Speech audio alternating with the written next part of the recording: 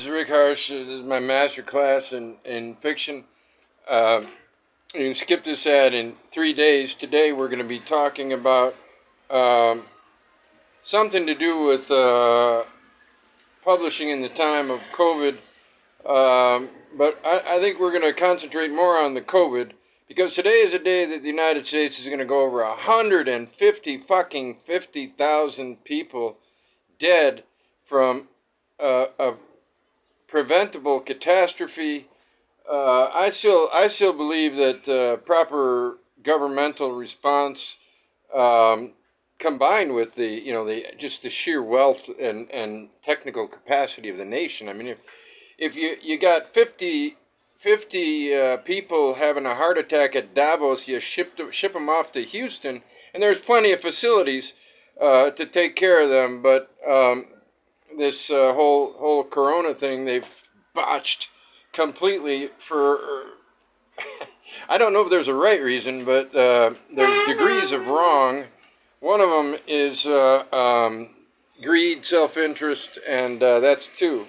So you do the math. 150,000. I still think it could have been under 100,000. Well, it's not my fault, but the reason that my publishing coincided with this had nothing to do with the virus, but it became coronal because I wanted to sell my books cheaper than the press I left was selling them at. That gave me the idea to, because it was significantly cheaper, from 27 down to 20, 26 down to 20. And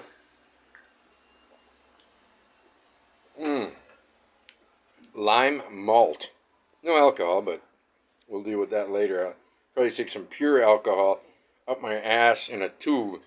I'm waiting for the press conference to decide if I should do that or not.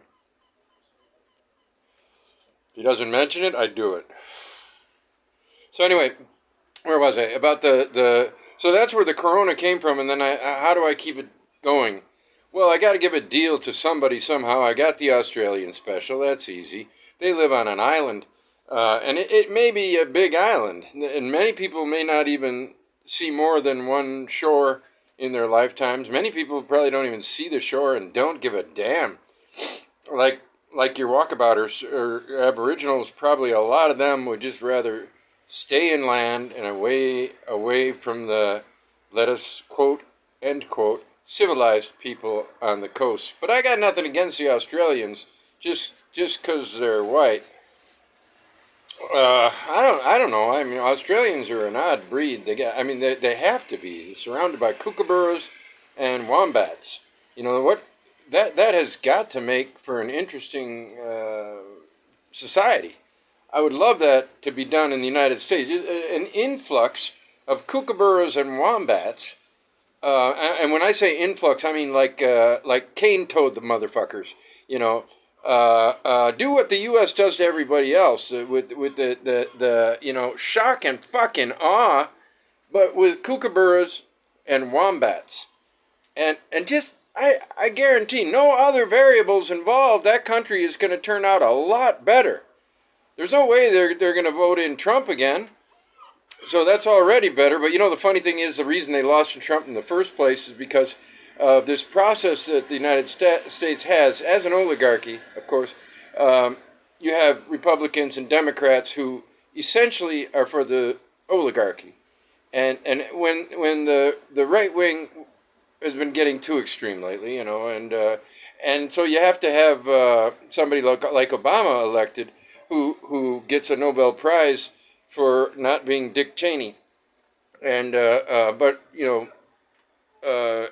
accelerates the droning problem and commits as many international crimes as the typical U.S. president.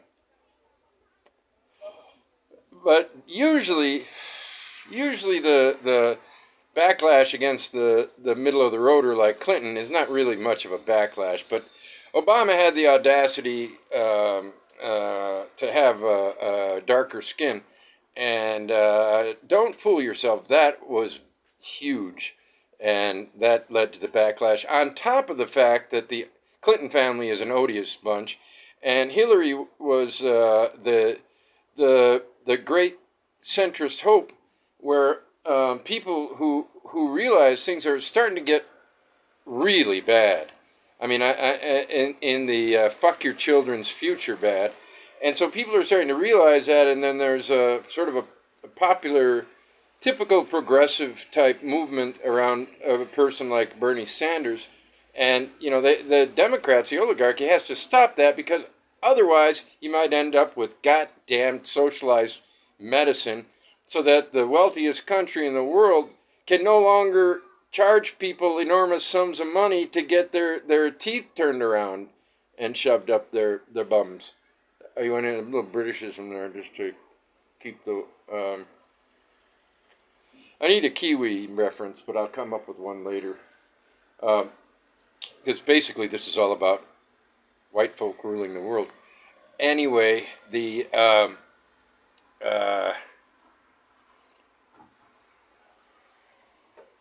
no quick cuts in my videos. I noticed that, by the way, this would be called a digression. Chris Villa started using some cuts, and at first it was disturbing because I was used to the Chris Villa of no cuts. But I see the reasoning behind it and the effect of it, and he's gotten very good at it. But then there's this other very popular guy I look at, and the quick cuts are all done, very strategic, cutely, and it seems to very much get in the way of an actual... The guy's very intelligent, but for me it gets in the way of the presentation. I want Chris, that other guy. Anyway, back to the virus. So I sometimes feel like, or should I be selling books at a time like this? Should I be promoting books? Should I be trying to get your hard-earned dollars? I don't know. I don't see much choice. I gotta continue in my literary life as if this were not happening, because I can't figure out a way to make my needs dovetail with the needs of a country getting self-slaughtered. If I was there at this age, I'd probably have to go to Portland, and I don't know what I could do as a writer because I'm not a journalist, and I've done a lot of writing about the United States, and it's always my brand of anti-fascist fiction, satirical and whatnot. But in the case now, what I see happening is finally, after a long time, people are so fed up that the most conservative demographic in the public eye, which is the Major League Baseball player, they're known to be very conservative, not to say frightened individuals. They all got on their knees for the first game to express solidarity with Black Lives Matter. And that, some cynical folk, and I am cynical, but some cynical folk said, what I would normally say is like, yeah, okay, when it's easy, when it's popular, when it means nothing, and when there's no crowd, whatever. But what it told me is that a very conservative demographic is doing this, which means that it's obviously not a threat to their livelihood, and it's more acceptable than it's ever been to speak out against racial injustice. Now that's pretty amazing. The hope now is that the person who so Hillary was such a terrible choice, right? And but the person who couldn't beat Hillary was Joe Biden. I don't remember if he even tried, but now he's the hope. That's how pathetic the situation is when you have to maintain your oligarchy. you're desperate to elect someone who was unelectable 4 years ago, but it's going to happen. Probably it's got to happen because 4 more years of Trump would be suicide, national suicide, and so again, back to the coronavirus. Today is 150,000, at least 140,000 preventable. And don't believe those, or don't give too much regard to those statistics that tell you if people had been wearing masks from such and such day, 37%.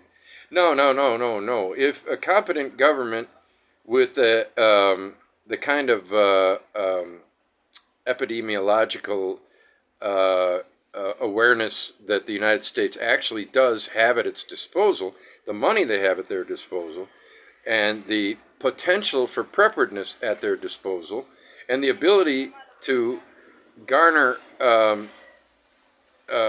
industry to help fight and to pay as much money as necessary, they could have kept it under 10,000 deaths for sure.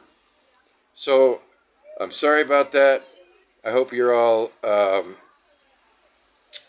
buying as many of my books as possible because they're cheap and good and they have nice covers. But I'm not going to stress that so much as I'm going to say I hope all of you are very clear in your minds about what is happening to you, and do your best to, while keeping yourself safe, do everything you can to fight the Trump's fascist attempts to sick the feds on innocent folk. There is no tragic element to 3 blocks of broken windows and graffiti. It's not the end of the world, nor is it a serious policing matter. So don't let them fool you, and fight back any way you can. Take to the guerrilla tactics if you need to. Always be smart and careful.